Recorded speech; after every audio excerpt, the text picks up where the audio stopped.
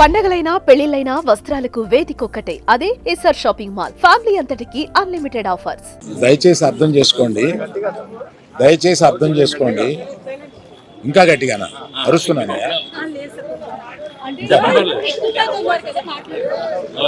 వినపడుతుందండి? వినపడుతుందా?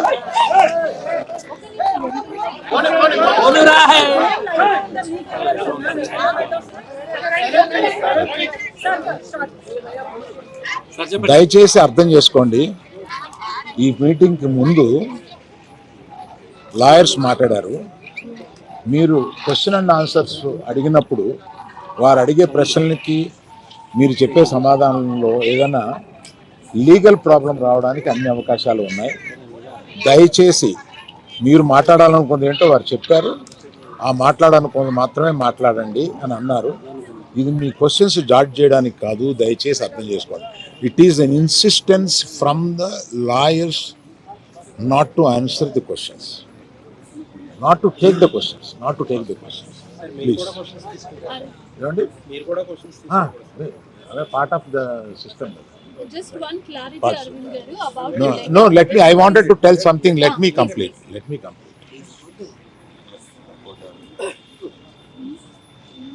ఒక ఆల్ ఇండియాలో ఈ కలెక్షన్స్ బ్రేక్ చేసిన సినిమాలో తన కష్టం, ఆ సినిమాకి అంత కలెక్షన్స్ రావడం, ఇవన్నీ చేసిన ఒక సినిమాకి అతను వెళ్ళి మొదటి షోలో తను కూర్చొని జనం దీన్ని ఎంత అప్రిషియేట్ చేస్తున్నారు, తనని ఎలా రిసీవ్ చేసుకున్నారు అని చూసుకునే అదృష్టం లేకపోయింది.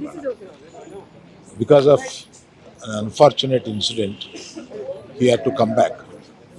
ఆ తర్వాత ఒక తండ్రిగా నాకు ఇంత పెద్ద సినిమా తీసిన అతను లాస్ట్ 2 వీక్స్గా ఈ గార్డెన్లో మూల కూర్చొని ఉంటున్నాడు.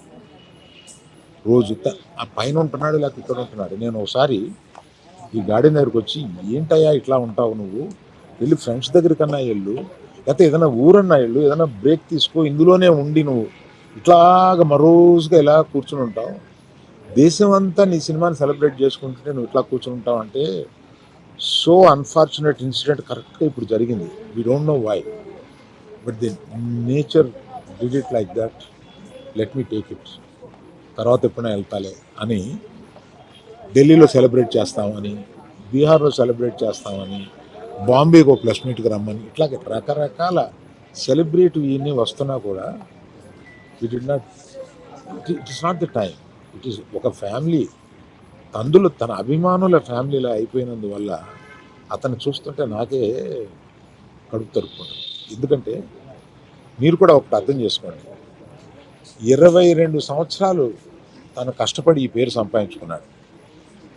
ఇది ఒక రోజుతో వచ్చింది కాదు, ఒక సినిమాతో వచ్చింది కాదు, ఒక ప్రెస్ మీట్తో వచ్చింది కాదు, ఒక ఇన్సిడెంట్తో వచ్చింది కాదు. ఇది క్రమక్రమంగా అతను బిల్డప్ చేసుకున్నాడు. ఆ బిల్డప్ చేసుకోవడం కాదు, 3 జనరేషన్స్ నుంచి వస్తుంది.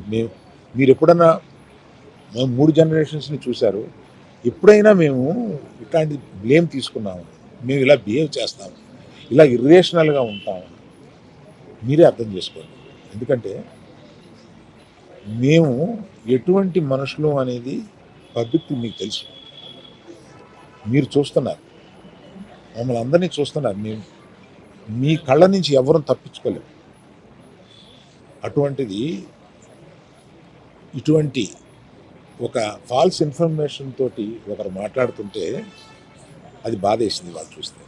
కనుక ఈ క్లారిఫికేషన్ ఇవ్వాలని అతను అన్నప్పుడు తప్పనిసరిగా ఈ క్లారిఫికేషన్లో లీగల్ అబ్జెక్షన్స్ ఏమైనా ఉన్నాయని కనుక్కొని లేవని తెలిసిన తర్వాత ఈ క్లారిఫికేషన్ ఇచ్చారు.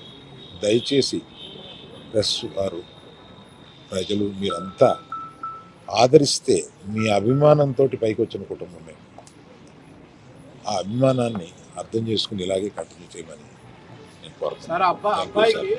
అబ్బాయి ట్రీట్మెంట్కి సంబంధించి చెప్తారా? అబ్బాయికి మెడిసిన్స్ కానీ ఏమైనా ఇస్తున్నారా?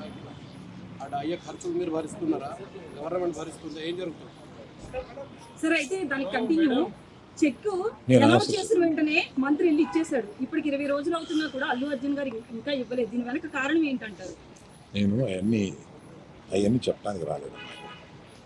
వ్యక్తిగతంగా నా బాధ ఏదో మాత్రమే చెప్పడానికి వచ్చాను. అవన్నీ ఇంకో ఇన్సిడెంట్లో చెప్తాను. ఎందుకంటే ఇందాక అర్జున్ చెప్పబోయి కూడా అర్జున్ ఒక అమౌంట్, నవీన్ మైత్రి వాళ్ళు ఒక అమౌంట్, డైరెక్టర్ గారు ఒక అమౌంట్, ఇదంతా పెట్టి ఒక ట్రస్ట్ చేద్దాము ఇది అనేది అనుకున్నాను.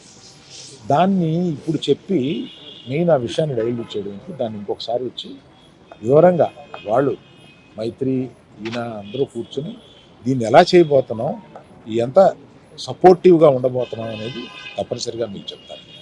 అయితే